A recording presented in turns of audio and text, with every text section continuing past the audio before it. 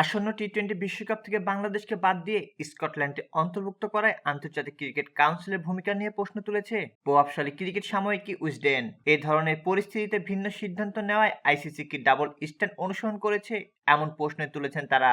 উইজডেনের প্রতিবেদনে উল্লেখ করা হয়, নিরাপত্তার সংখ্যার কথা জানিয়ে বাংলাদেশ বিশ্বকাপের ভেন্যু পরিবর্তনে অনুরোধ করলেও আইসিসি তা প্রত্যাখ্যান করেছে।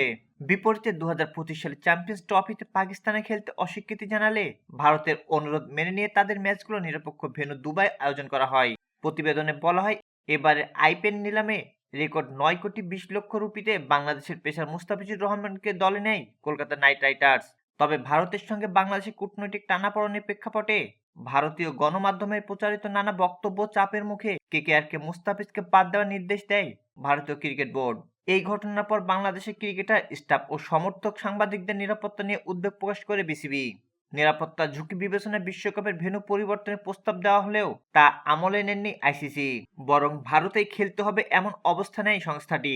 বাংলাদেশ শেষ পর্যন্ত নিজেদের সিদ্ধান্ত অনড় থাকলে আইসিসি তাদের পরিবর্তে স্কটল্যান্ডকে টুর্নামেন্টে অন্তর্ভুক্ত করে।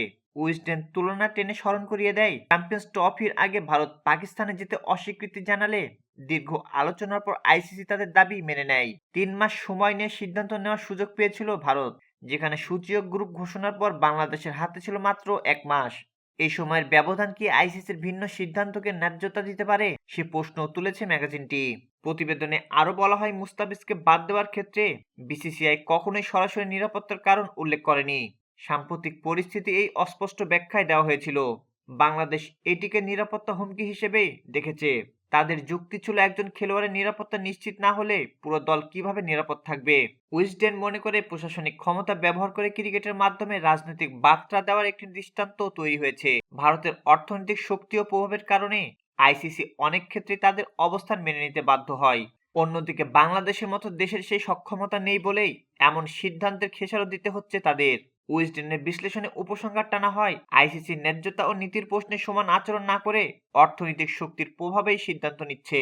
এমন পরিস্থিতিতে বাংলাদেশের মতো ক্রিকেটপ্রেমী দেশের সামনে আত্মসম্মান ও নীতির প্রশ্নে দৃঢ় অবস্থান নেওয়াই একমাত্র পথ বলে মনে করেছে তারা।